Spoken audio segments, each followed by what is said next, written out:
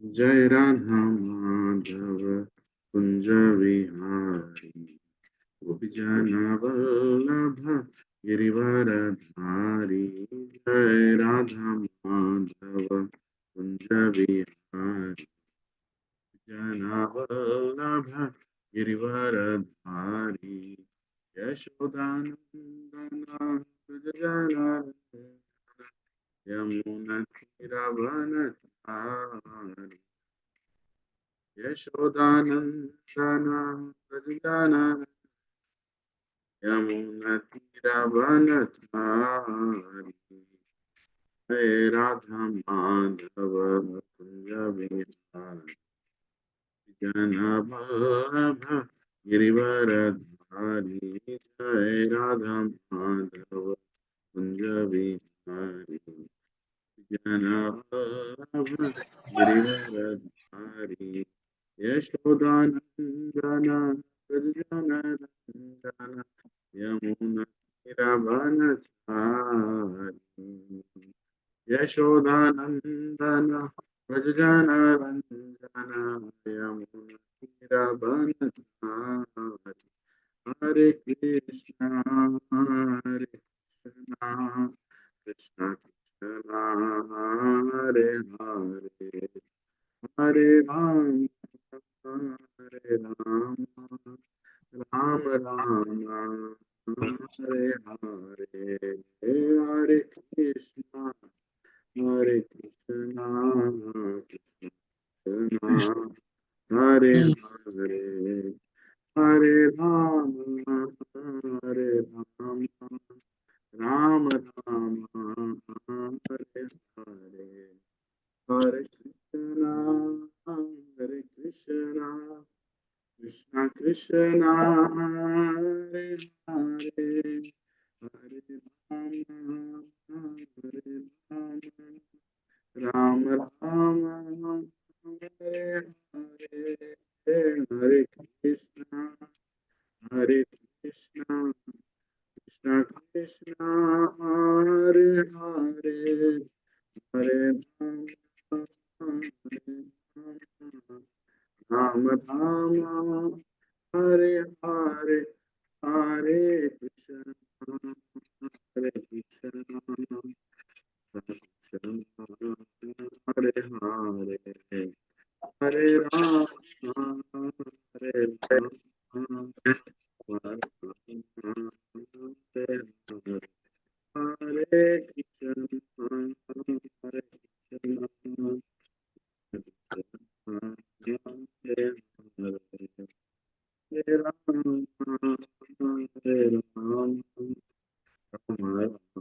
राम राम हरे हरे हरे कृष्णा हरे कृष्णा कृष्ण कृष्ण हरे हरे हरे राम हरे राम राम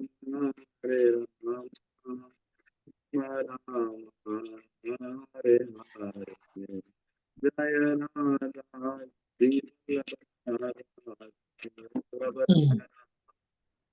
जय राधा जय राधा वल्लभ राधा वल्लभ राधा जय जगन्नाथ जगन्नाथ बलदेवा जय सुभद्रा। जय जगन्नाथ जगन्नाथ बलदेवा जय सुभद्रा। जगन्नाथ नयन पथगामी नयन पथगामी भवतु मे जगन्नाथ स्वामी नयन पथगामी नयन पथगामी भवतु मे। त्वं गौरांगो निताय गौरांगो निताय गौरांगो गौरांगो निताय गौरांगो निताय गौरांगो निताय गौरांगो गौरांगो। जय सच्चिदानंद जय सच्चिदानंद जय सच्चिदानंद गौर हरि। जय सच्चिदानंद जय सच्चिदानंद जय सच्चिदानंद गौर हरि। पतित पावन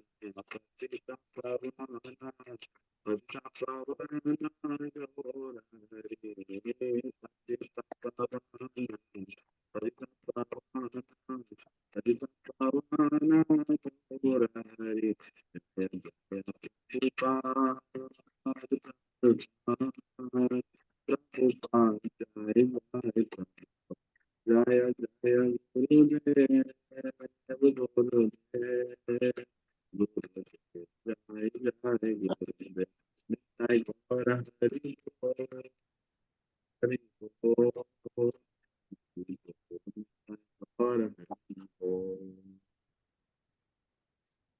राधा गोपी वल्लभ की जय, जगन्नाथ बलदेव सुभद्रा माई की जय, श्रीताय गौरंग भगवान की जय। ऐसी भक्तिवेदांत स्वामी श्रील प्रभुपाद की जय। ओम ज्ञानतिमिरान्धस्य ज्ञानाञ्जनशलाकया चक्षुरुन्मिलितं येन तस्मै श्रीगुरवे नमः। श्रीचैतन्यमनोभीष्टं स्थापितं येन भूतले स्वयं रूपः कदा मह्यं ददाति स्वपदान्तिकम्।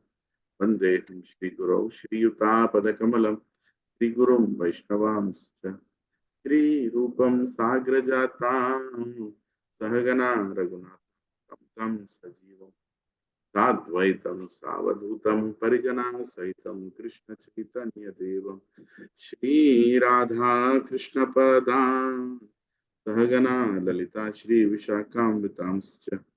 हे कृष्ण करुणा सिंधो दीनबंधो जगत्पते गोपेश गोपिका कांत राधा कांत नमोस्तुते। तप्त कांचना गौरांगी राधे वृंदावनेश्वरी वृषभानुसुते देवी प्रणमामि हरिप्रिये। वंचाकल्पतरुभ्यश्च कृपा सिन्धुभ्येव च पतितानां पावनेभ्यो वैष्णवेभ्यो नमो नमः। जय श्री कृष्ण चैतन्य प्रभु नित्यानंद श्री अद्वैत गदाधार शिवसादि गौर भक्त वृंद। हरे कृष्णा कृष्ण कृष्णा हरे हरे, हरे राम राम राम हरे हरे। ओम नमो भगवते वासुदेवाय, ओम नमो भगवते वासुदेवाय, ओम नमो भगवते वासुदेवाय। नारायणं नमस्कृत्य नरं चैव नरोत्तमं देवीं सरस्वतीं व्यासं ततो जयमुदीरयेत्। नष्टप्रायेषु अभद्रेषु नित्यं भागवत सेवया भवति उत्तमश्लोके भक्तिर्भवति नैष्टिकी। कृष्णाय वासुदेवाय देवकीनन्दनाय च नन्दगोपकुमाराय गोविन्दाय नमो नमः। नमः पंकजनाभाय नमः पंकजमालिने नमः पंकजनेत्राय नमस्ते पंकजांग्रे। नमो महावदन्याय कृष्ण प्रेम प्रदायते कृष्णाय कृष्ण चैतन्य नामिने गौरत्विषे नमः। नमो ब्राह्मण्याय देवाय गौ ब्राह्मण हिताय च जगदिताय कृष्णाय गोविंदाय नमो नमः। नमः ओम विष्णुपदाय कृष्ण पृष्ठाय भूतले श्रीमते भक्ति वेदांत स्वामिनिति नामिने नमस्ते सरस्वती देवे गौरवाणी प्रचारिणे निर्विशेष शून्यवादिपास्यादेशतारिणे। जय श्री कृष्ण चैतन्य प्रभु नित्यानंद श्री अद्वैत गदाधर शिवसादि गौर भक्तवृंद। हरे कृष्ण कृष्ण कृष्ण हरे हरे, हरे राम राम राम हरे हरे। चेतो दर्पणमर्जनं भवान् पतमहाद्वाक्य निर्वापनं श्रेयकैरिव चन्द्रकावितरणं विद्यावधू जीवनम् आनन्दं बुद्धिवर्धनं प्रतिपदं पूर्णामृतस्वादनं सपत्नस्तपनं परं जयते श्रीकृष्ण संकीर्तनं।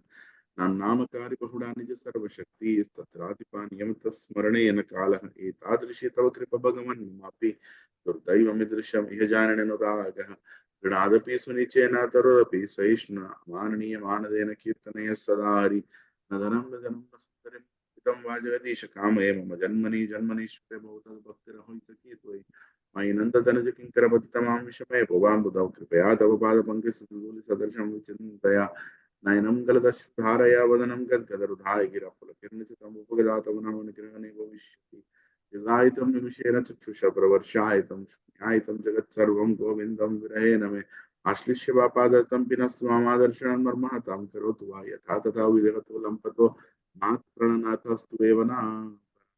हरे कृष्ण कृष्ण हरे हरे, हरे Ram Ram Hare Hare.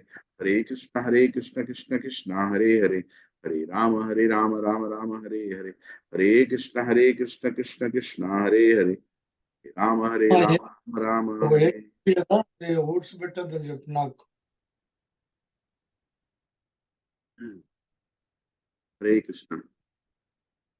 Hare Krishna, Prabhuji and Mataji, thank you for joining. हरे कृष्ण प्रभु जी प्रणाम। हरे कृष्ण प्रभु जी दंडवत प्रणाम। हरे कृष्ण प्रभु जी हरे कृष्ण प्रभु जी धन्यवाद। दंडवत प्रणाम to हरे कृष्ण प्रभु जी दंडवत प्रणाम। हरे कृष्ण प्रभु जी दंडवत प्रणाम। Prasad Prabhu.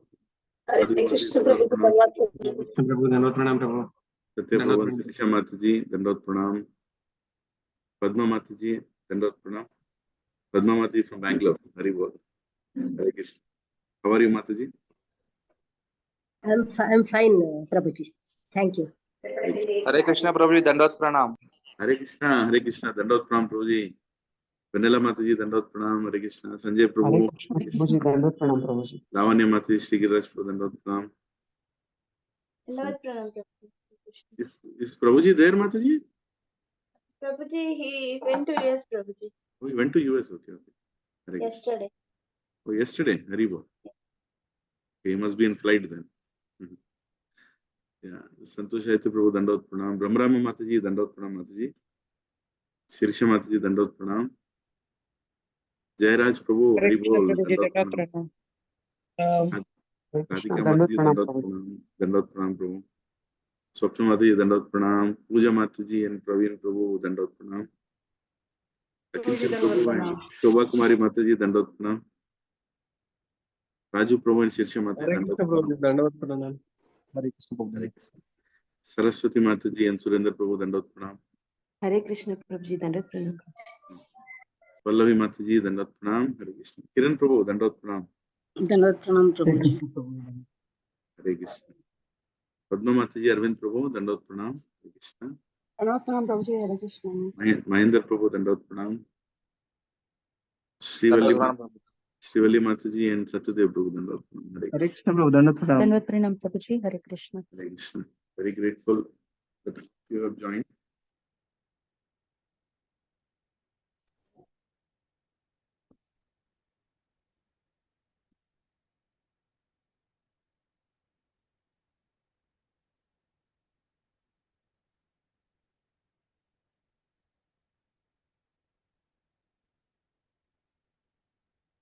Hare Krishna.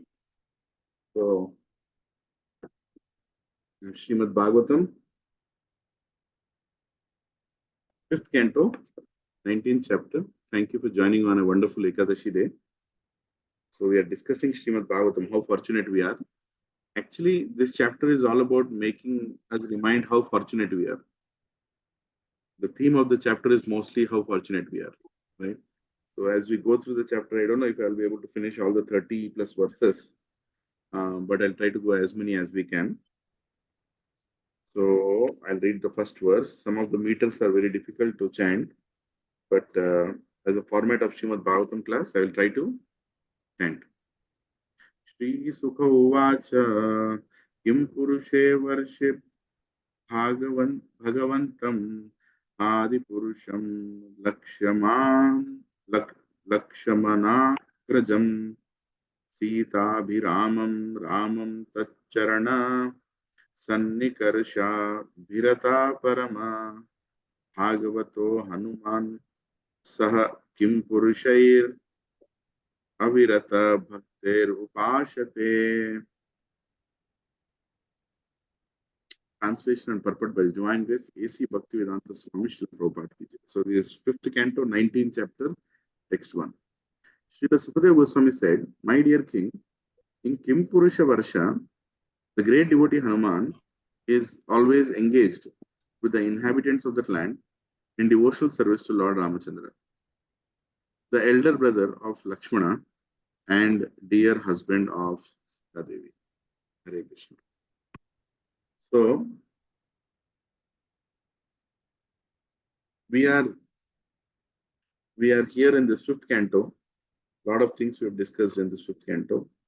And now we are at the juncture where Sukadeva Goswami is explaining Parikshit Maharaj what is Jambu Dvipa. And this conversation has been going on for some time actually. The last previous chapters were about Jambu Dvipa's residents offering prayers, then descendant of Mother Ganga, and before that description of Jambu Dvipa, which is what I think I had taken the class of that one. Then devotees continued from there, descendant of Mother Ganga, then residents of Jambudvipa offering prayers, and now finally about Jambudvipa, the island. So here it is being told that Kim Purusha Loka, Within Jambudvipa, there is a Kim Purusha Loka.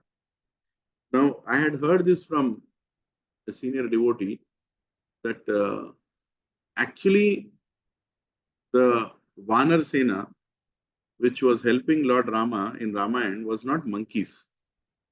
They were a kind of different among the 8.4 million species.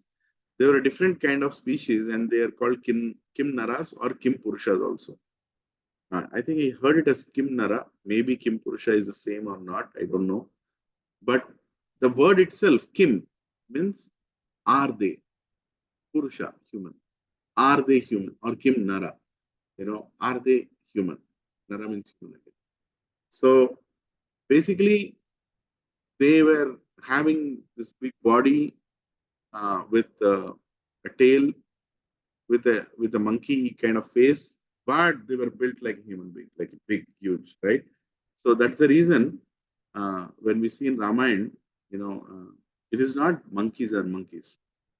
So it's not a right thing to compare monkey and Hanumanji in the same way. A lot of times people do that offense. They never do that. Monkey is an animal. Hanumanji is not an animal. And the whole Vanar Sena, Sugriva, Angada, they all were also not monkeys. They were a different species. And they call as Kim Naras or Kim Purushas. Right? Now here also it is being told that Hanumanji lives in this tract of land in Jambudvipa called Kim Purusha Loka, where he is engaging them all in devotional service. That means they were not animals. Animals cannot be engaged in devotional service, at least in a generic way. Yeah, sometimes Supreme Personality of Godhead delivers even animals, right? The mercifulness of Lord Ramachandra was any animal and Kim Purusha, Kim Nara, who engaged in his service, he delivered all of them. He took all of them back home, back to Godhead. So there is a verse in this chapter itself which says so. So basically, here Lord Ramachandra's glories are being spoken because Lord Ramachandra appeared as human in this Bharatavarsha of Jambudvipa, and he showed how to live a meaningful, purposeful, and respectful life, right? Without compromising anything related to dharma. So today, text 2, I'll read the translation directly. A host of Gandharvas is always engaged in chanting the glories of Lord Ramachandra. The chanting is always extremely auspicious. Hanumanji and Arastishena, the chief person in Kim Purusha Varsha, constantly hear those glories with complete attention. Hanumanji chants the following mantras. So there is Gandharvas who are chanting, and everybody is very happy hearing the glorification of Lord Ramachandra. And now here it is being told the next few verses are the verses of Hanumanji, Hanumana Vacha, in a way, right? So we are very fortunate that that we see that we are actually able to chant some of the mantras, prayers that Hanumanji chanted, the great devotee of Lord Ram. And in the purport, Prabhupada explains that there is a little bit of two different understandings of who Lord Ramachandra was. Of course, he was the Supreme Personality of Godhead, and his three brothers, who they were. There is a school of thought which says, there is an Acharya who says that they were, they were Vasudeva, Sankarshana, Pradyumna, and Aniruddha. All four of them. Vasudeva is Lord Rama. And remaining three, Bharata, Lakshman, Shatrughna, were Sankarshana, Aniruddha, and Pradyumna. And there is also another Acharya who explains that they were actually Narayan with Sesha, Chakra, and Shankha. So Shesha was Lakshmana, Shankha and Chakra were Shatrughna and Bharat Maharaj respectively. So here Baladev Vidyabhushan, or great Acharya, explains that Tad idam kalpa vedhenaiva sambhavyam. In other words, these options are not contradictory. They are not contradictory. He says they can coexist. Because he says in different millennium, Lord Ramachandra appeared in different combinations. In one millennium, he appeared his expansions in the form of Vasudeva, Aniruddha, Pradyumna, and Sankarsana. In another millennium, he appeared with his brothers who were Sesha, Chakra, and Shankha. So both are possible. So don't have to be interpretative that, oh, you are saying so, it's not so. No, in different millenniums, God can appear in different ways, right? So text 3. Now, Lord, Hanumanji is speaking now. Please, let's be attentive. Let me please your Lordship by chanting the Bija Mantra Omkara. I wish to offer my respectful obeisances unto the personality of Godhead, who is best among... I'm just muting everyone here. Yeah. I wish to offer my respectful obeisances unto the personality of Godhead, who is the best among the most highly elevated personalities. Your Lordship is the reservoir of all good qualities of Aryans, people who are advanced. Your character and behavior are always consistent, and you always control your senses and mind. Acting just like an ordinary human being, you exhibit exemplary character to teach others how to behave. There is a touchstone that can be used to examine the quality of gold, but you are like a touchstone that can verify all good qualities. You are worshipped by Brahmanas, who are the foremost of all devotees. You, the Supreme Person, are the King of Kings, and therefore I offer my respectful obeisances unto you. So Hanumanji is offering these obeisances to Lord Ram, saying all great qualities about Lord Ram. You are the best of the best. Your qualities are greater than touchstone, right?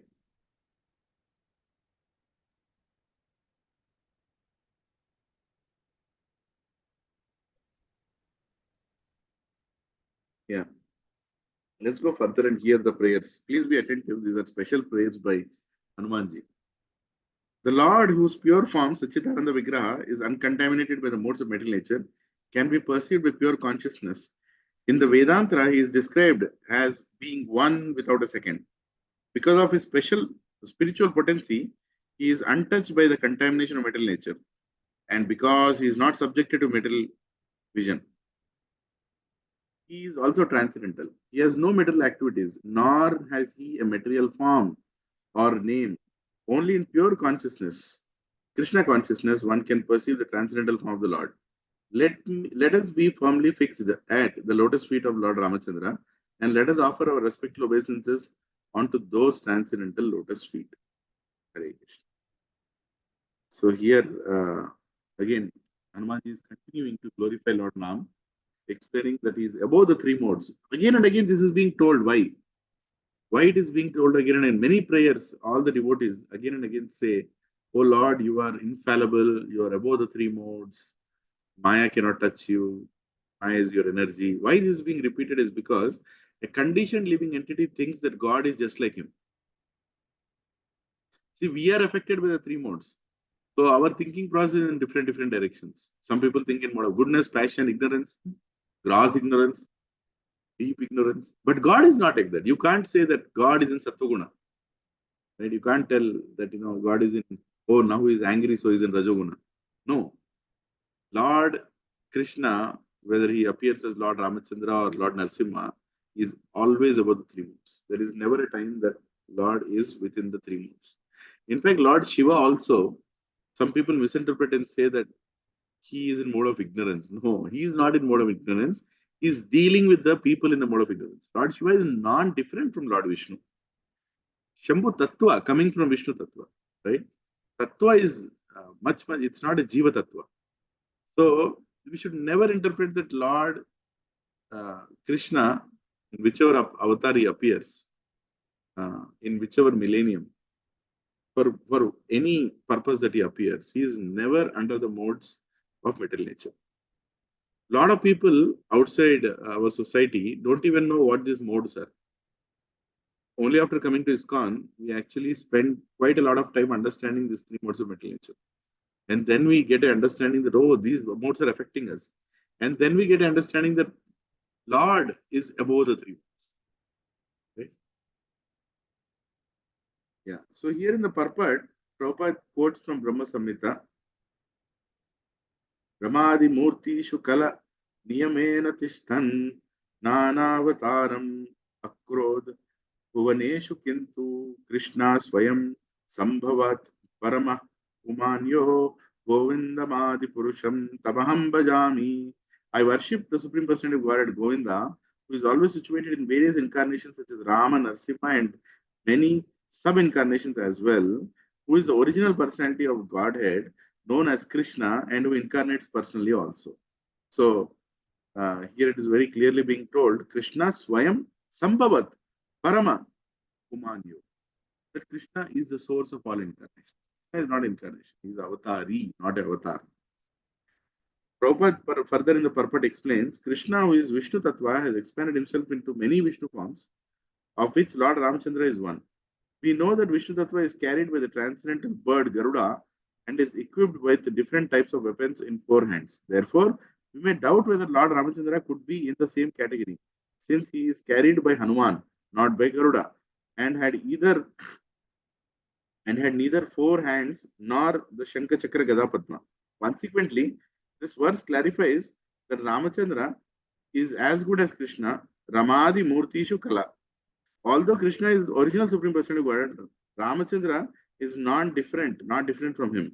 Ramachandra is unaffected by the modes of mental nature, and therefore he is Proshanta, never disturbed by those modes. Hare Krishna.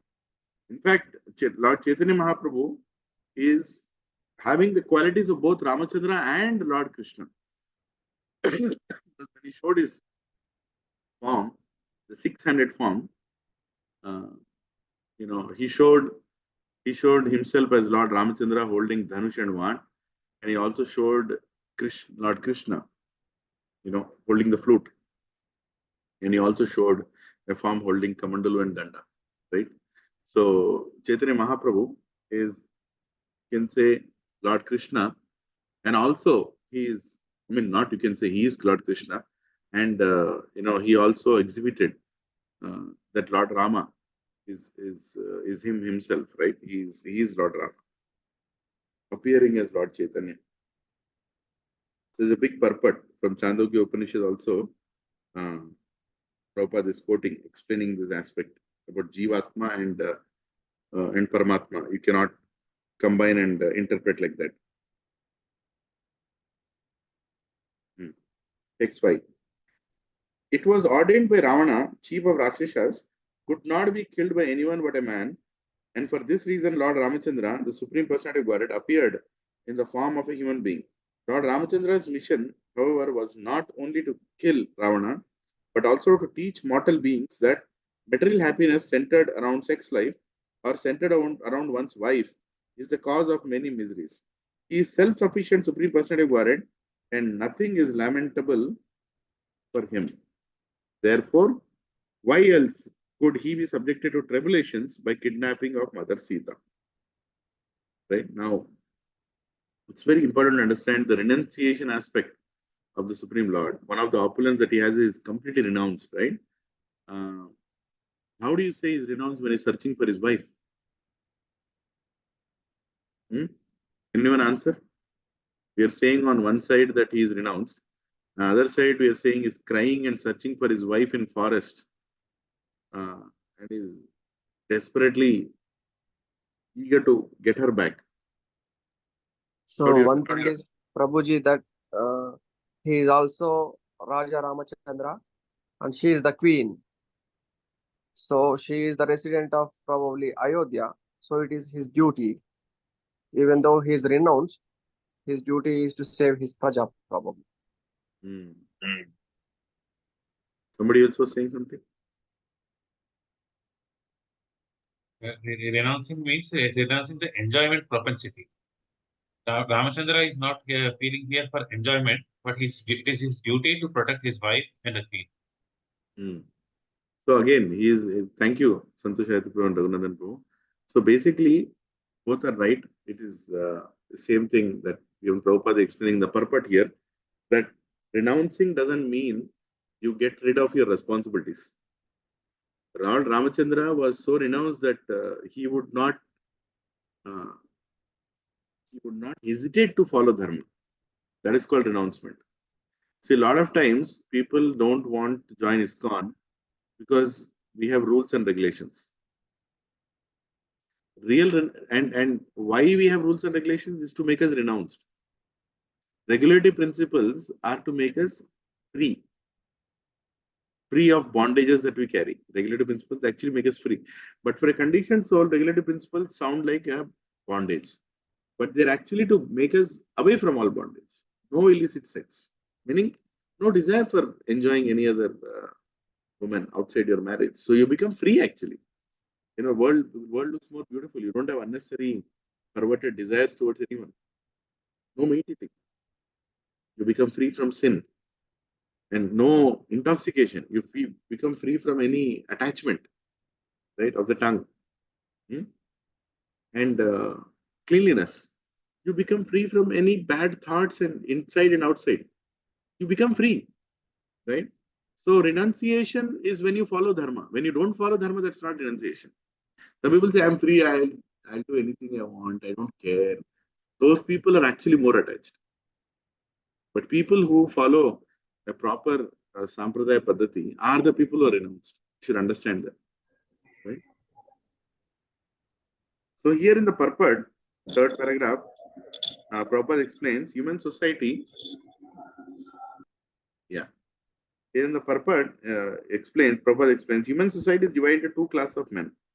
Those who strictly follow the religious principles and those who are devotees. By his personal example, Lord Ramachandra wanted to instruct both of them how to fully adopt the discipline of religious system and how to be beloved and dutiful husband. Otherwise, he has no reason to undergo apparent tribulations. One who strictly follows religious principles must not neglect to provide all facilities for complete protection of his wife. Right? So protecting your wife is dharma. Loving your wife is also dharma. There is nothing wrong loving, but love doesn't mean that you have to enjoy for your own lustful desires. Right? Pure love means to engage one in the service of God or to help your partner achieve her goal of life. This is actually love, isn't it? When you love your children, you want to help them become progressive in their life and they want to nicely. Same thing applies in married life also. If you are not supporting your husband in what he is trying to do, then that's not love. You are basically using your husband, or you're basically, what do you call that? So self-centered that you don't care what your husband is doing for the house. And it should be as per your terms. Same applies to your husband, to the wife.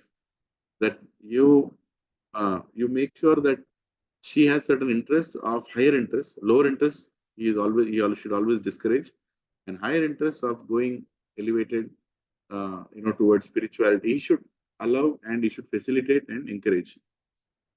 Because that is real love. Not fulfilling your sex desire or your sensual desires is love. Because that love always results in frustration and eventually in the marriage falling apart. So, real love means to make sure that we protect our beloved, and protection includes facilitating them to elevate in whichever path they want to go forward. Right? So, here, Lord Ramachandra is exhibiting both religious principle also and renounced principle also. Both of them. There is no better sannyasi than Lord Ramachandra. Right? Even though he did not take sannyas ashram. Right? So, you should understand how the ashram has to be implemented. As we go forward, we also discuss about Varnashrama Dharma. Text 6. Since Lord Sri Ramachandra is the Supreme Personality of Godhead, Vasudeva, he is not attached to anything in this material world. He is the most beloved super soul. Now, who is speaking all this? Who is speaking all this? Hanumanji. Hanumanji. Don't forget that. We are reading Hanumanji telling about Lord Ram. So I'll start again. Since Lord Sri Ramachandra is the Supreme Personality of Godhead, Vasudeva, is not attached to anything in this material world. He is the most beloved super soul of all self-realized souls, and he is very intimate. He is their very intimate friend. He is full of opulences. Therefore, he could not possibly have suffered because of separation from his wife, nor could he have given up his wife and Lakshmana, his younger brother.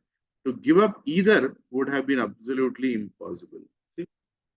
The Vatsalya aspect, the loving aspect, the Bhakta Vatsala aspect is being highlighted here by Hanumanji saying, how can you say that he'll not be affected? If something happens to his brother and his wife, Because he's so merciful from within. He is a friend of all living entities, right? That's the greatness is being explained here. Very beautiful verses. Purports, I'm not going into detail, but Prabhupada is glorifying Lord Ramachandra, explaining how he has all these opulences and how yet he is so merciful to everybody who comes.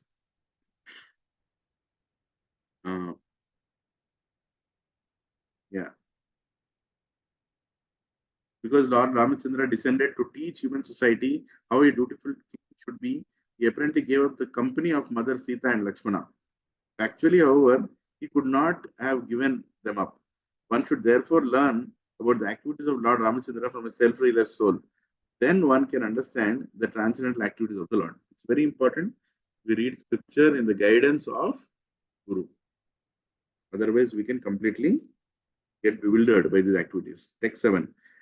One cannot establish a friendship with the Supreme Lord Ramachandra on the basis of material qualities, such as one's birth in an aristocratic family, one's personal beauty, one's eloquence, one's sharp intelligence, or one's superior race or nation.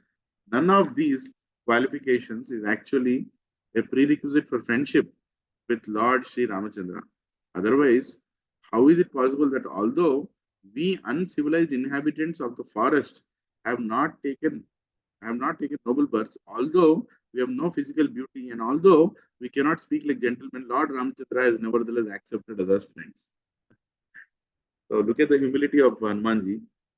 He has all the great qualities of all the devatas.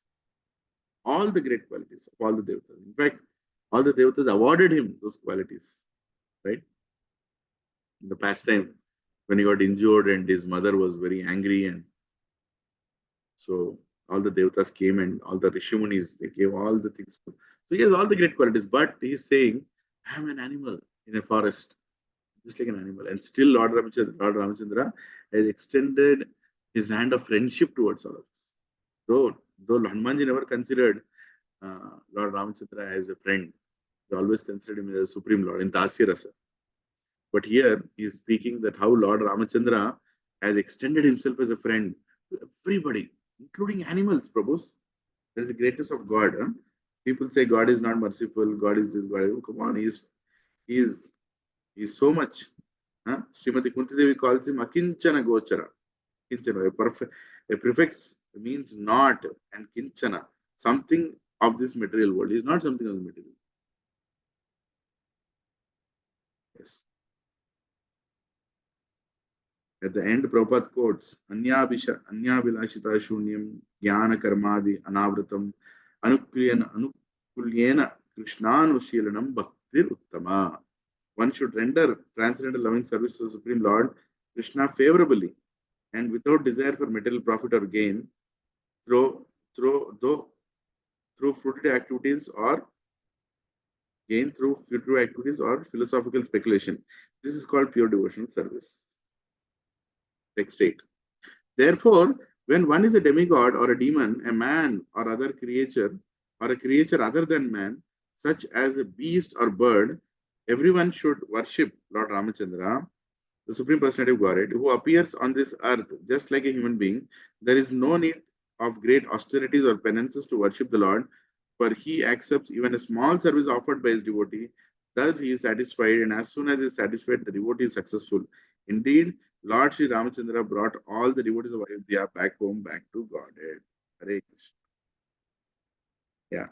So that is the mercy of Lord Ramachandra. Everybody, even animals, like even Jatayu, being a bird, was cremated by Lord Ramachandra. He was so merciful to every living entity. And here in the purport at the end, Prabhupada says, Sri Chaitanya Mahaprabhu is therefore represents 6-arm form of Sadbhuja Murti.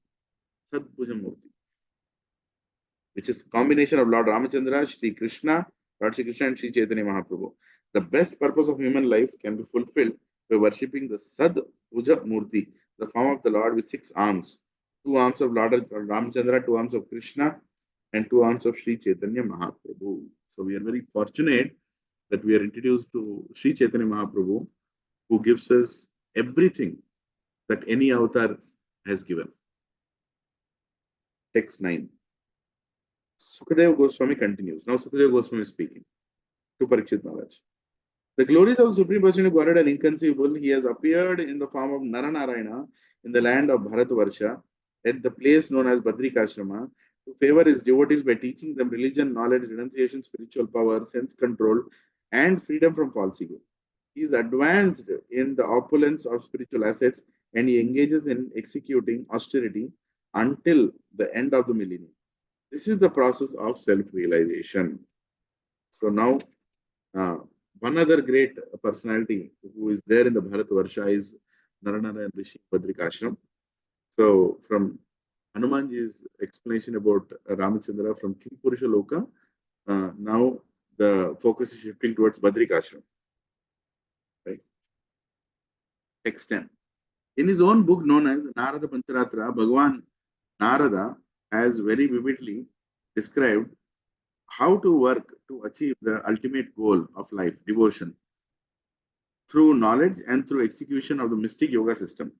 He has also described the glories of the Lord, the Supreme Personality of Godhead. The great sage Narada instructed the tenets of this transcendental literature to Savarni Manu in order to teach those inhabitants of Bharatvarsha who strictly follow the principles of Varnashrama Dharma how to achieve the devotional service of the Lord. Thus, Narad Muni, along with the other inhabitants of Bharatvarsha, always engages in the service of Naranarayana and he chants as follows. Hare Krishna. So here it is about Narad Muni serving Narayana Rishi. Earlier it was Hanumanji serving Lord Ramachandra. So here, you know how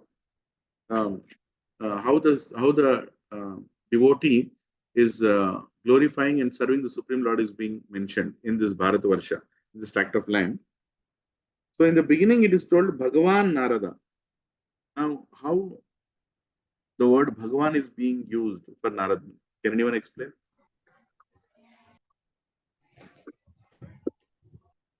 In one place in Bhagavatam, it is mentioned that devotees of the Lord are also called Bhagavan because they carry Bhagavan in their heart.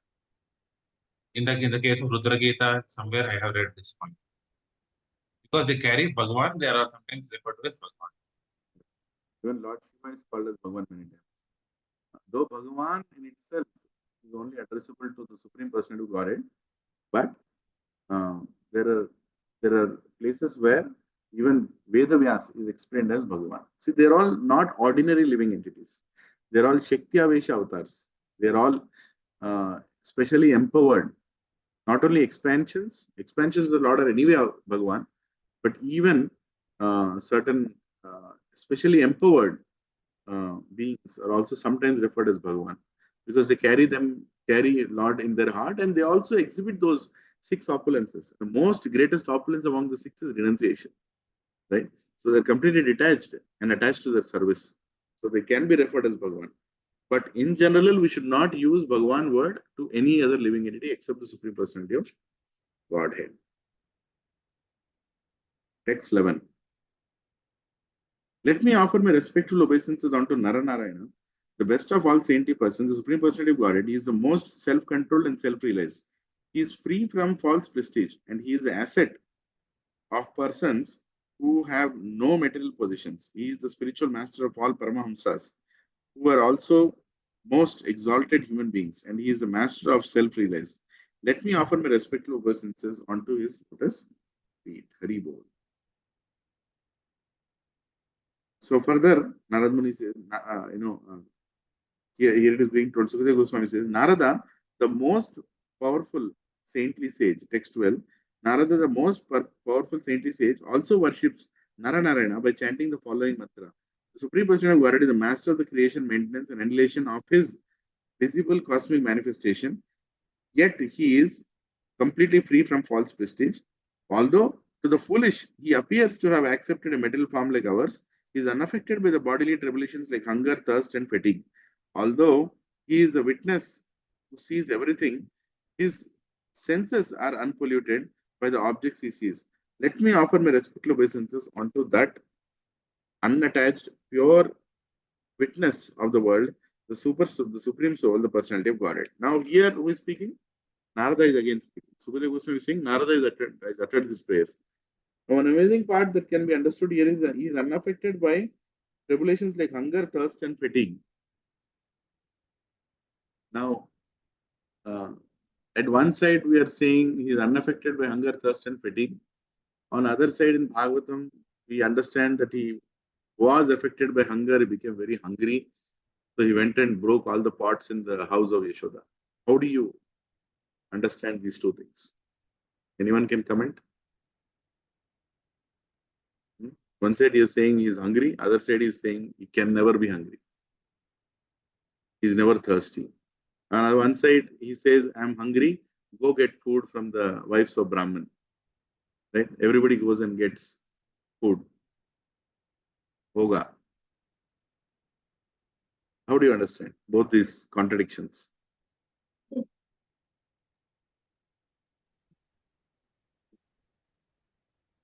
So it's a simple way you can understand that his reciprocation, his Leela aspect is different and his Tattva aspect is different. Tattva is the Supreme Personality of Godhead. As a Tattva, he is never hungry or never angry or never thirsty or never in fatigue. Tattva. Because he's the Supreme Person. There is nothing that can affect him. But in the Leela aspect, in his loving reciprocations, he becomes hungry. And not that for Leela, he is actually hungry for the love of his devotees. He becomes fatigued when a devotee is trying to catch him. He allows him to catch him. He appears as if he's tired, right? So, Supreme Lord does all these extraordinary deeds to attract the attention of his devotees, Paritranaya Sadhuna, right? Prabhupada explains in the purport much more about the Sachitananda Vigraha aspect of the Supreme Lord. Text 13. O my Lord, Master of all mystic yoga, this is the explanation. This is the explanation of the yogic process spoken by Lord Brahma, Hiranyagarbha, who is self-realized. At the time of death, all yogis give up the material body with full detachment simply by placing their minds at your lotus feet. That is perfection of yoga. So here there is a beautiful shloka by Madhvacharya.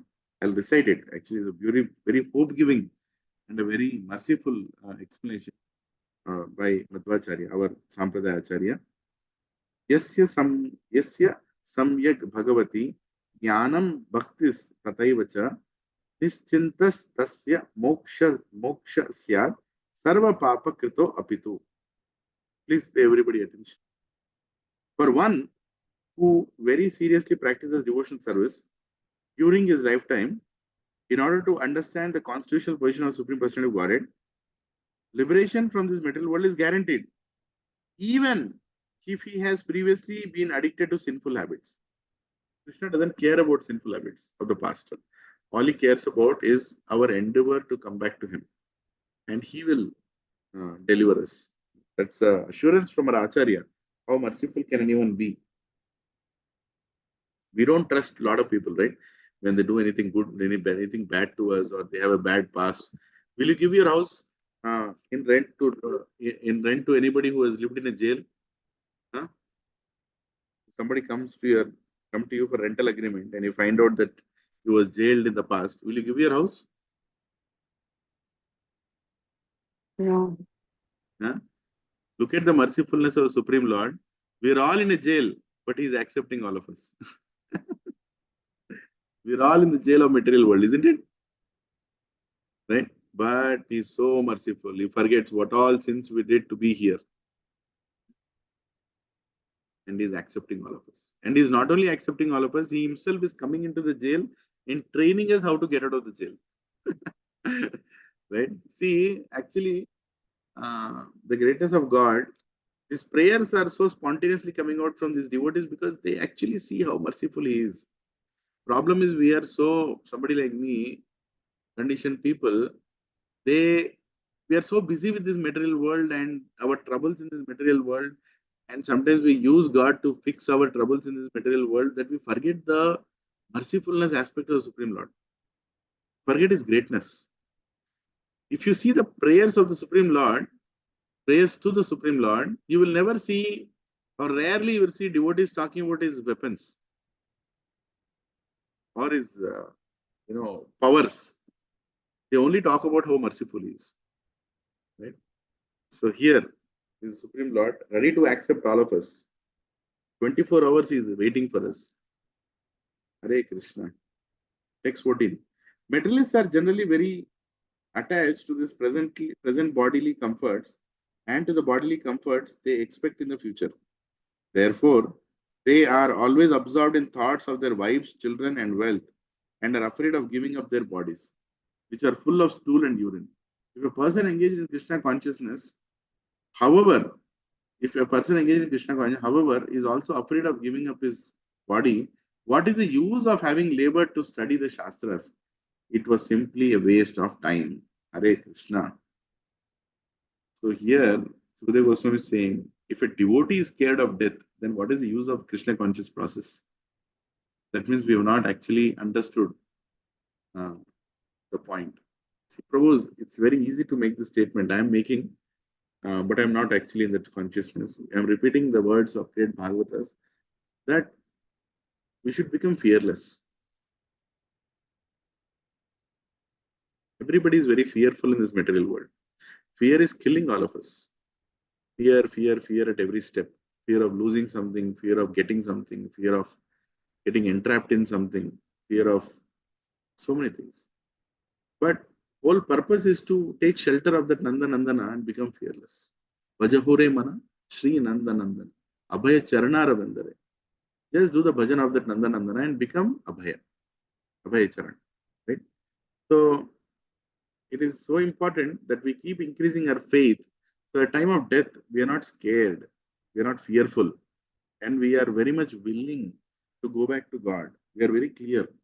So it's being told, what is the use of having labored to read all the Shastras when you are still scared of death?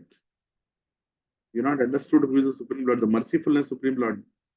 We should have full confidence that Krishna will come. Because we attended this Bhagavatam class on 5th of April 2024, Krishna will come and deliver us.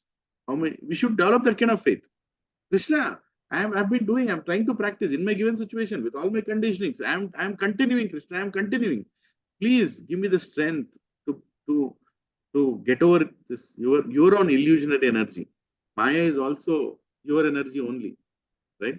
So please, be merciful unto me. You are the most merciful.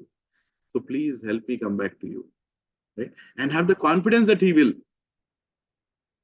Have the confidence that he will. See, the other day in Pawan Prabhu's house, I was quoting the example of Rupa Goswami explaining about sadhana bhakti, where sadhana bhakti means what? You are doing this sadhana, and while doing this sadhana also you get little reciprocations. Even though in such a conditioned state, you're doing sadhana, you get a little reciprocation. Just like when you go and knock a door, if you hear a little voice inside the house, you become hopeful that the door will open. Isn't it? You're going and knocking the door. You don't know whether anybody is inside, but suddenly you heard a voice inside the house. Little voice. You heard inside. Immediately, somebody's there. Okay, they'll open. In the same way, even sadhana bhakti also, Krishna gives little glimpses of his reciprocation. We should be very mindful and hopeful that these reciprocations are coming. So we should become more confident that the door will open one day. Otherwise, if you practice Krishna conscious life like a ritual, not with proper determination, not with proper intention, then instead of a door, we'll stand in front of a wall.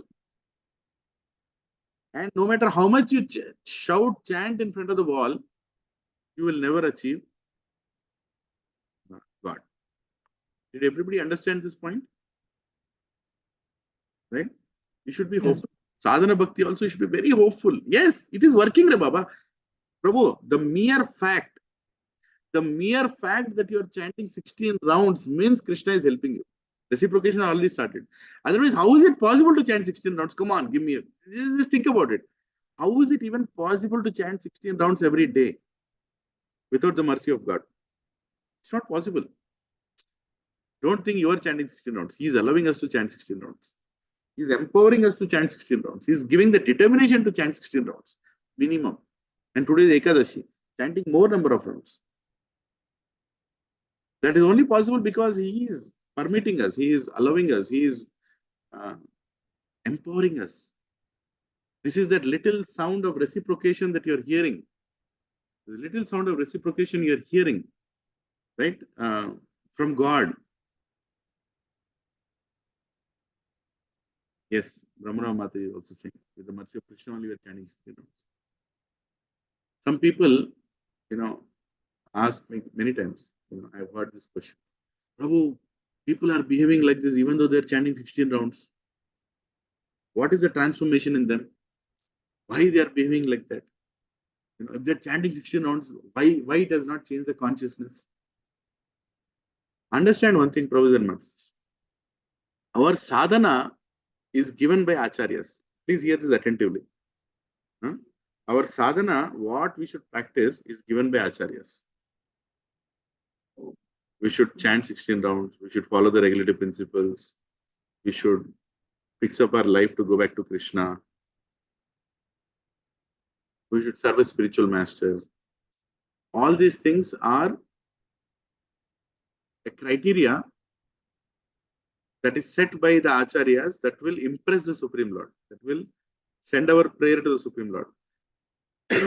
For example, in a jail, a prison house, when the prisoner is behaving very nicely, helping others, behaving very obediently, following all the rules and regulations, the jailer becomes informed about it and he becomes merciful to reduce his prison statement, the prison tenure, and even discharge him one fine day, even before he is supposed to. Even where he is supposed to, he discharges. But behaving like that is not a license for him to escape the jail. Behaving nicely doesn't give a license to the prisoner to escape the jail. He has to still wait for the jailer to remove him. Ultimately, the jailer has to get informed about the prisoner sadhana and relieve him. But just because you are doing sadhana doesn't mean that you can tell that you are relieved from your punishment.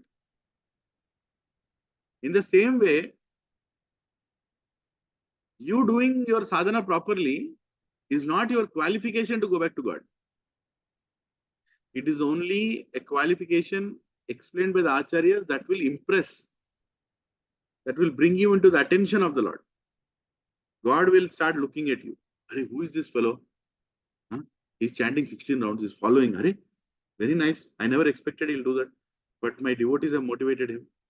So God will, you can come into the view of the Lord, and then He will decide what to do with you. Merely following the religious principles is not a qualification, but it is only the indication that one day God might become merciful on you.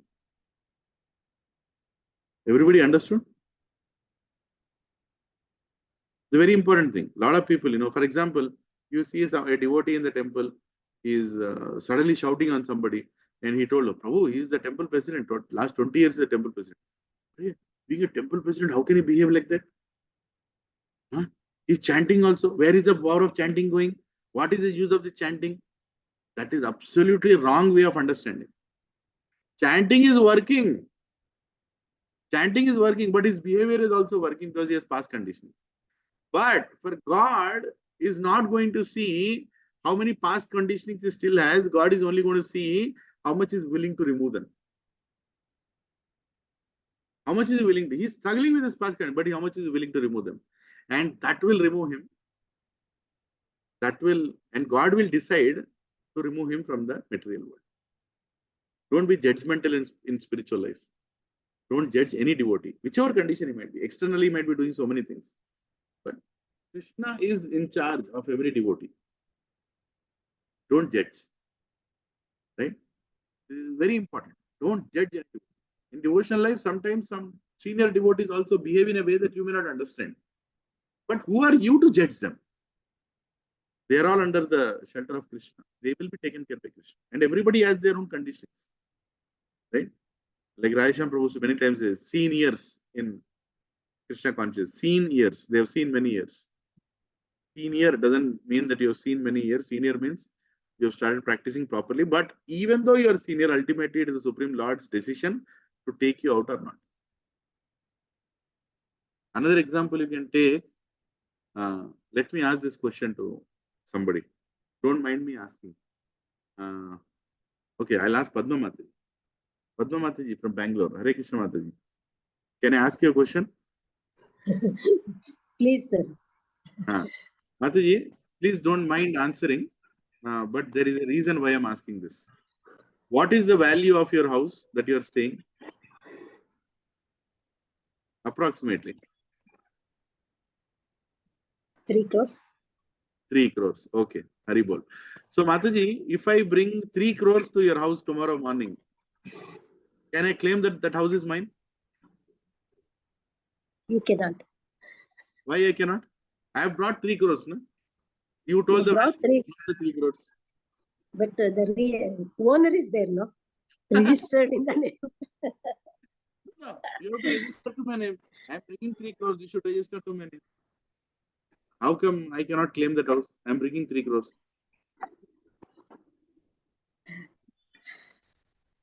Willingness is not there. Registered owner is there, that's all. Sorry. Huh? Mataji? Registered owner is there, that's all. No, okay, let me take you one more step. I'm saying, forget about registration. Think that registration doesn't exist. There is no concept. I should give you the 3 crores, you should give me the house, right?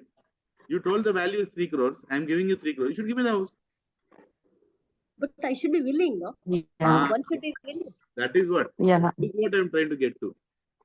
Your sadhana is like the 3 crores you're taking in front of God. But God should ultimately give it to you, right? Yeah. It is still the decision of God to give you or not.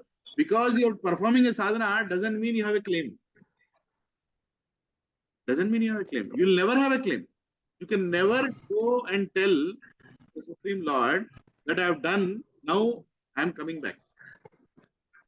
You can never tell that. You can never tell, now I am coming back. You can only tell Krishna, please help me. I am following the process that Guru has given me. Please help me. And that helplessness is the qualification for our entry, not the confidence. Not the confidence that, oh, I am pure now, I should come back because I have all the qualifications. We will never have the qualification to go back to God. Our qualification is only His mercy. And our only prayer is He sees our attempts of sadhana. That's all. So never judge a devotee and never think that your sadhana is 100% attracting God. No, God is attracted according to His own sweet will. He may not be attracted to you, no matter what you're doing. You might be a temple president of 10 temples, but in Krishna's eyes, you are nobody. You're nobody. Understood?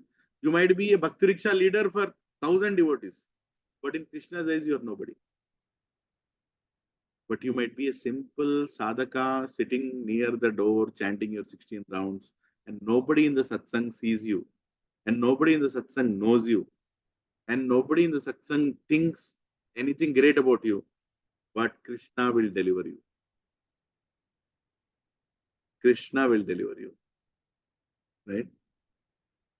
Beauty, Prabhu's the greatness of this path, the bhakti path, is you have to become humble. There is no other way. Barsana Mataji example, Prabhuji. Huh? Barsana Mataji example, nobody knew her until last. Nobody knew her as a great devotee until the last moment. And the way she left her body, Hare Krishna, it's a desire for a devotee to leave the body like that. In front of all of our eyes. We all were there sitting. In front of her eyes, she left her body. Hearing the Hare Krishna Mahamantra, looking at the Guru's pictures, Kirtan going on around her. What a glorious departure. Krishna planned it for her, Prabhu. Krishna planned it for her. She was not a temple president. She was not a congregation leader. She did not do any Rath Yatras. She may not have done big numbers of book distribution, but she did what she could do. And in her capacity, she did more than anybody of us could do. And Krishna reciprocated. What a reciprocation. What a reciprocation, right? In front of our eyes, we saw a pure devotee leaving. So, Prabhu, what we become in satsang, internally is more important than externally. And how much are we taking shelter of satsang? How much are we taking shelter of satsang? If a thought is coming in your mind that you leave satsang, if a thought is coming in your mind that you are judging a devotee, if a thought is coming in your mind that I think I deserve a better place than this, or I deserve this and that, or you start becoming self-centered about your opinions, you will not go back, Prabhu. Krishna will not like that. Krishna will never like that. So you should be very mindful. Forget about the projects. Please hear my words. Forget about the projects you'll do for Krishna. For Krishna, you are a project itself. You yourself are a project. He is investing on you. You are a project yourself. So make sure that your project is fulfilled before you do projects for Krishna. Right? We have to make sure that we become sincere in what we do and beg for the mercy. You know, once I'll tell this incident. Yeah, I'll tell this incident. Please, everybody hear attentively. Very Krishna, Paramatma made me remember this incident. You know, when you're giving actually a discourse, the thoughts keep coming and the thoughts are being sent by Paramatma. So I'm just sharing this with you. This was told by my Guru Maharaj. As well as Radhanath Swami Maharaj, he told this incident. Where sometime in his devotion, no. Actually, in a lecture, one devotee asked a question to Maharaj. That Maharaj, devotees gossip in the temple. They come and tell me so many things about so many other senior devotees. It affects my consciousness. How am I supposed to handle it? When I am not going and talking to anyone, but people are coming and talking to me. Are you understanding? I am not going and talking about any devotee, but devotees are coming and talking to me about this devotee, about that devotee, this happened in the temple, that happened in the temple. And they're coming and talking about some sannyasi. How am I supposed to handle this?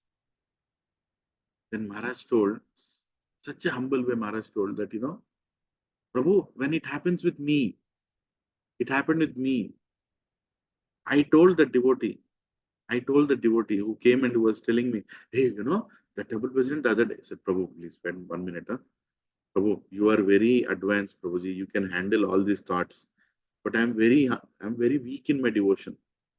I'm very weak in my devotion. I cannot digest some things that you will tell. It will affect my chanting, Prabhu. I don't think I can improve my chanting. Forget of improving. My chanting will go down, Prabhu. Please don't share these things with me, Prabhuji. Please. Don't mind.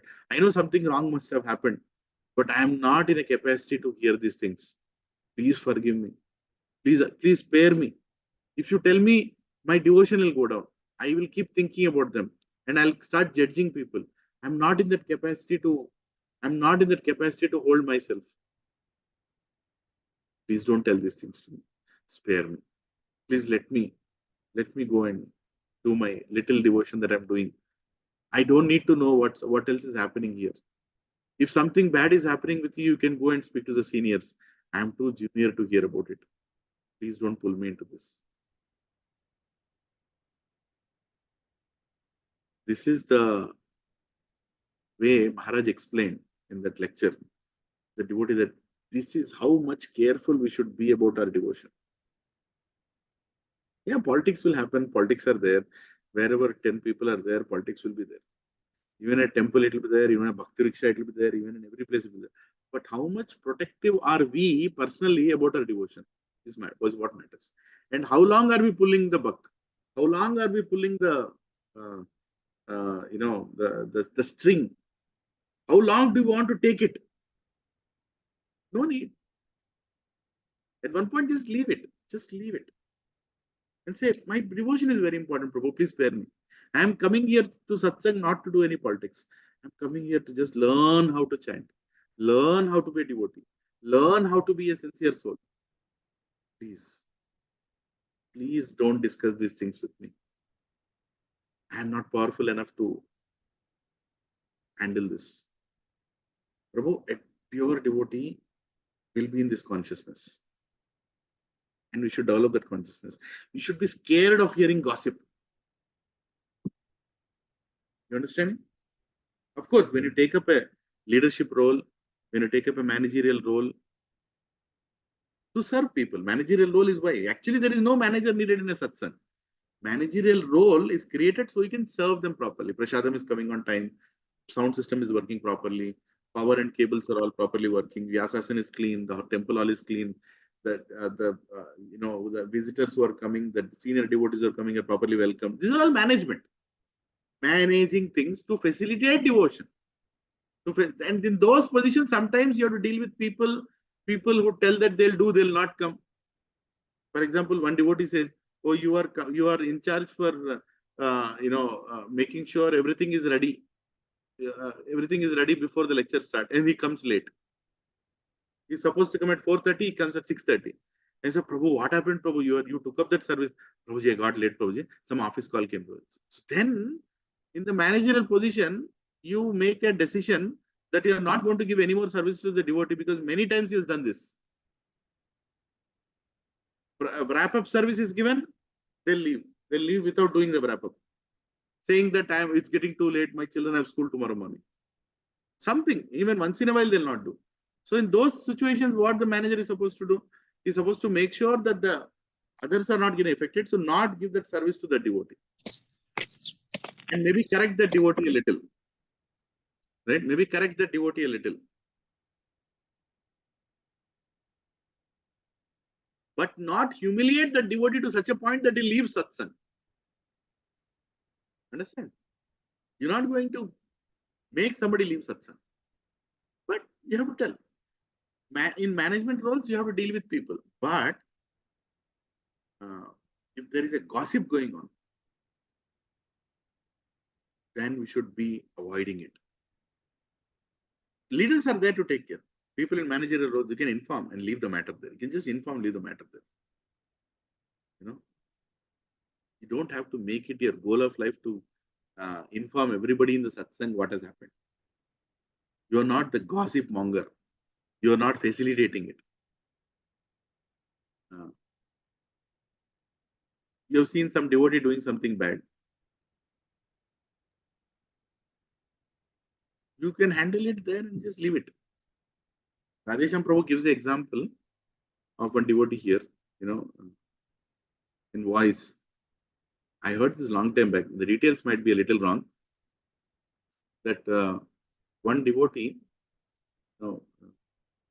there is a voice. You know what is the voice center, right? All devotees stay together. So one devotee came to the voice center manager, one senior devotee in the voice center, who's handling that center. So this boy, he comes to this senior devotee, says, Prabhu, you know what happened, Prabhu? Prabhu, if you hear, you'll be so angry, Prabhu. I don't know how to tell you, Prabhu. I don't know how to make you understand, Prabhu. So Prabhu, tell now what happened. Why are you creating so much background? What happened? Prabhu, I don't know how to tell, Prabhu. Prabhu, you have come here to tell me. Either you tell me or don't tell me. You decide. Oh, Prabhu, that Arjun Prabhu, you know that Arjun Prabhu? That our Arjun Prabhu? Yeah, what happened to Arjun Prabhu? Oh, I saw him in a line in a theater. He's watching a, materialistic, completely bad movie. I saw him. I was going on the road and I saw him. So when did you see him? Just now, Prabhu, I saw him. He is entering the theater. I came here. I just thought I should tell you or not. But are you sure it is him? Yeah. Are you sure it is him? Yes, it is. It is him only. Are you sure? Yes, Prabhu, it is sure. Then he said, can you call Arjun Prabhu's house, whether he is in the house or his friend? So they made 2-3 calls just to ask where is that. Nobody told where is there that Arjun Prabhu is with them. So the double assurance. It's a double assurance that it was Arjun Prabhu only who was going to that movie in that theater. Then the manager immediately told that boy, okay, Prabhu, I'll take care of it. Now you don't go and discuss this with anyone. Leave the matter to me. Right? And then after a couple of days, this manager, he met that Arjun Prabhu. Then he asked Arjun Prabhu, Prabhu, did you go to a movie recently? Some movie that you went, did you go? And that Arjun Prabhu immediately became, oh my God. Then he lied. He said, no, Prabhu, I did not go. The manager said, are you sure? Because some devotee told he might have seen you. But that's okay, Prabhu. That's fine. People see similar faces. But we should know, right? I mean, I know that you are very sincere. I know that you'll never do anything like that because it's for you. It affects your consciousness. We do activities which are favorable for devotion service. We don't do activities which are unfavorable. You also know that. I'm sure Prabhu will not do that. Don't worry about it. He left it. That's all he did. See, that Prabhuji would have called the devotee who saw him. He could have also called his house. He could have also called his friend, whom all he called to inquire whether he was with them or no. He could have trapped the whole situation to prove that you were at that theater watching that movie. He could have done that. But he didn't do that. He just wanted to convey that seniors are watching you and your devotion is more important. So be mindful. It was like a reminder. And he also told that other devotee, don't gossip it anywhere else. It's over. You told me, leave the matter to me.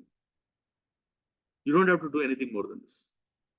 And that Arjun Prabhu is not, name is Arjun, I just named him as Arjun. That Prabhu understood this incident and he corrected himself because he felt guilt. Arey, I did it, I lied also now. But how good is my senior? He just left the matter. He explained me what is good for me. And then he became a devotee and a proper devotee and he started heading a voice center. And in that voice center, he gave a lecture in which he was telling about himself. That this is what happened with me. This is how my senior handled me. This is how the gossip was brought down. This is how I got a hope that I am under right people. People who are not here to gossip about me and prove that they are great. People here are there to elevate me in Krishna consciousness. Elevate me in Krishna consciousness and merely focus on that aspect. Now you tell me, Krishna will take back home in these three people. The boy who saw the voice center leader or this Arjun Prabhu who actually went. Among three of them, who will Krishna take back home, back to Godhead? Or we cannot say whom will he take because we cannot say he's qualified. They are qualified. But who will attract the attention of Krishna among these three?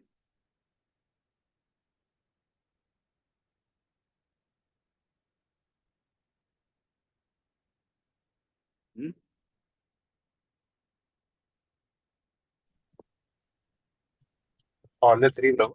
Both of them. All the three. All the three. The first devotee did the service of coming and telling, but after that he shut his mouth. He followed the order of his spirit. If he would not have shut his mouth, then that would not have impressed Krishna. Even though he might go and tell 10 people, actually telling for his good, but this is what he did. I'm actually telling for his good, this is what he did. But actually, what is he doing? He's doing gossip. He followed the order of a senior. A senior behaved in a very senior way, very matured way, giving an indication and a lesson to the person by not threatening him. He didn't threaten him. He did not have to prove. And the devotee also understood that spirit and took that as an instruction coming from God, from Guru, that he should not repeat. And he understood how merciful devotees are and himself became a devotee and he exhibited that greatest quality of actually making it as an example for his juniors that don't do what he did. Oh, this is devotional life. Satsang is a place where we should only keep good, should not discuss bad, because it will make us weak. It will make us weak. Our devotion will become weak if we get into gossip. our satsang is to create a medium to go back to God. Prabhupada has given this format to us. Bhagavatam class, Mangalarti, Bhagavatam class, Sunday feast class. Right? Prabhupada has given this. Why we have a Sunday feast class, Prabhupada? Why Sunday evening, Sunday feast? Why? Why do you think we have? Get reminder of our goal. To remind of us our goal and to have a better conscience for the next week. Prabhu. correct. That's the point. Otherwise, Monday to next Saturday. How will you survive if you don't have a Sunday evening class? And the Sunday evening class has to be the most powerful class. It should be like digging your complete, ignorance and bringing the most positive message out and a giver of hope. It should be the most important time of your entire week, Sunday evening. No matter what else you did on Monday, Wednesday, Thursday, Friday, Tuesday, Monday, whatever you did, in the devotion also you did. But Sunday evening is the most, right? It's the most important. Because you sit down and hear.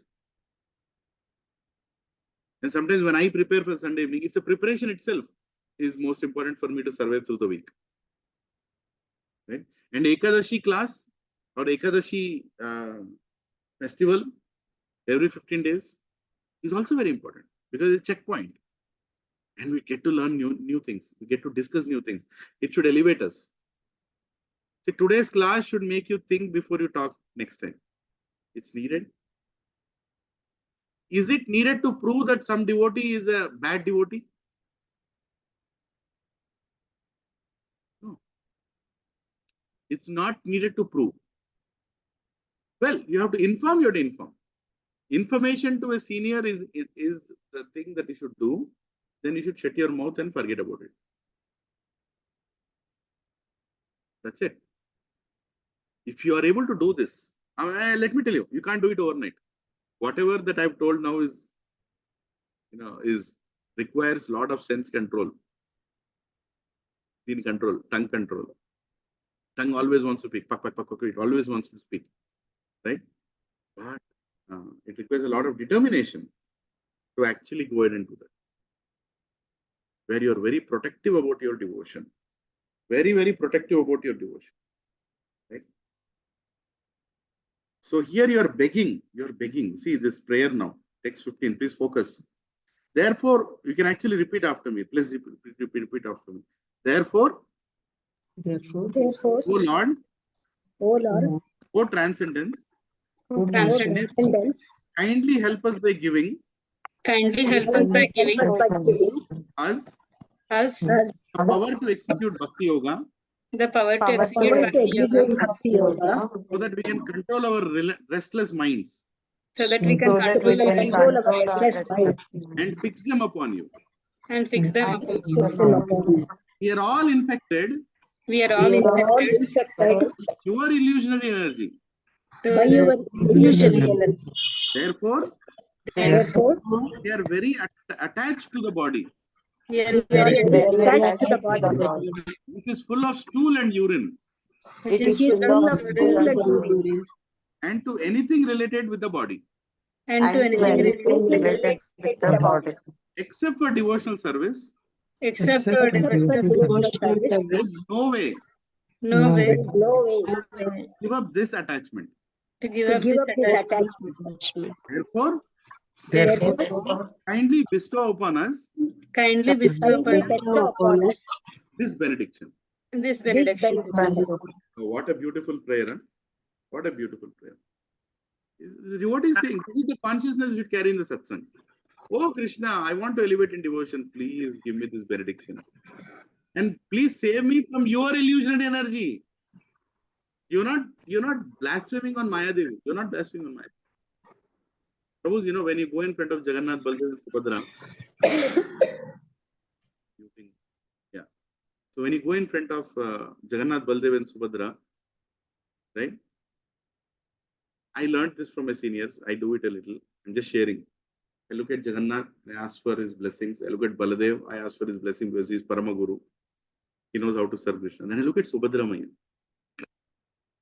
Who is Subhadra Maya? She is herself, Maya Devi. Yogamaya and Mahamaya. Mahamaya in this world, Yogamaya in the spiritual world. I look at her and I actually tell, please, spare me. Please, save me. Don't put me to too many tests. I cannot, please help me. Allow me to go forward in devotion. Hey, Subhadra Maya, please. Please. Right? And look at Sudarshan and tell, please correct me. Please correct me. You are the weapon. You can correct me. Right? Begging should be there. Begging. Every time you go in front of the devotees. That's why you see the more senior devotees, they go in front of the deities, they start looking at the deities, they start talking to the deities. Not just have the darshan, just say, oh, how beautiful color. Talk to the deities. Talk to them. They are not deities, they are Supreme Lord themselves. And these prayers are very, very important. Text 16. In the tract known as Bharatavarsha, as in Ilavrata there are many others. There are many mountains and rivers. Some of the mountains are known as Malaya, Mangala, Prastha, Mainaka, Trikuta, Rashabha, Kutaka, Kolaka, Sahaya, Devagiri, Rasyamuka, Sri Shaila, Venkata, Mahendra, Varidhara, Vindhya, Suktiman, Rakshagiri, Pariyatra, Drona, Chitrakuta, Govardhana, Raivataka, Kukubha, Neela, Gokamukha, Indrakila, and Kamagiri. Besides these, there are many other hills, with many large and small rivers flowing from their slopes. Now, is it, I don't know, Sri Saila, is it Sri Salem? I don't know. Sri Saila, it is mentioned. The same Sri Salem in Telangana. Maybe it is. And further goes and explains the greatness of Bharatvarsha. Text 17 and 18. Two of the rivers, the Brahmaputra and the Sona, are called Nadas or main rivers. These are other great rivers that are very prominent. Chandravasa, Tamraparni, Avatoda, Kritamala, Vaihayasi, Kaveri, Veni, Payasvini, Sarkaravarta, Tungabhadra, Krishnavenya, Bhimarathi, Godavari, Nirvindya, Payoshmi, Tapi, Reva, Surasa, Narmada, Charmavati, Mahanadi, Vedasmriti, Rishkulya, Trishama, Kaushiki, Mandakini, Yamuna, Saraswati, Drisadvati, Gomati, Sarayu, Rodhaswati, Saptavati, Susoma, Satadru, Chandrabhaga, Marudvradha, Vitasta, Asikni, and Vishwa. The inhabitants of Bharatvarsha are purified because they always remember these rivers. Sometimes they chant the names of these rivers as mantras, and sometimes they go directly to the rivers to touch them and bathe in them. Thus, the inhabitants of Bharatvarsha become purified. Why did we read all these names, and why Sukadeva Goswami is specifically mentioning the names of all these rivers, Prabhus? And all these mountains? Why the names are being mentioned? You can just say there are so many glorious mountains in Bharatvarsha.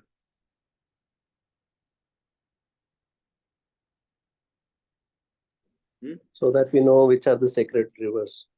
And they're all devotees. This is Bhagavatam. Bhagavatam is about describing the glorious devotees, and these rivers are all devotees. So when we are uttering the names of this, and see, sometimes when you get a verse in Bhagavatam where only names are given, oh no, let me ignore this, let me go to the next. No, chant that, because that will purify us. There is not by reciting the names of these rivers, we become purified. What to speak of touching them? Because they are all great devotees. Text 19. The people who take birth in this tract of land are divided according to the qualities of material nature, the goodness, the mode of goodness, sattva-guna, passion, rajoguna, and ignorance, tamoguna. Some of them are born as exalted personalities, some are ordinary human beings, and some are extremely abominable. For in Bharat Varsha, one takes birth exactly according to one's past karma. If one's position is ascertained by a bona fide spiritual master, and one is properly trained to engage in the service of the Lord, Vishnu, according to the four social divisions, Brahmana, Kshatriya, Vaishya, and Shudra, and the four spiritual divisions, Brahmachari, Grahastha, Vanaprastha, and Sannyasa, one's life becomes perfect. So now the glorification of Bharat Varsha is starting, and here Prabhupada goes deep into the purports, where he explains from Vishnu Purana and many other Puranas that Varnashrama Dharma is such a great feature in this Bharat Varsha. Something is wrong with my computer. It is not charging.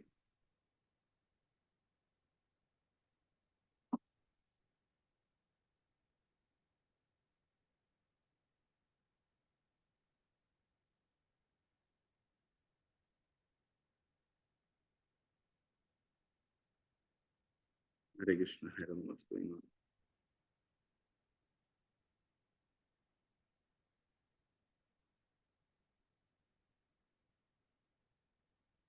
One minute. Huh?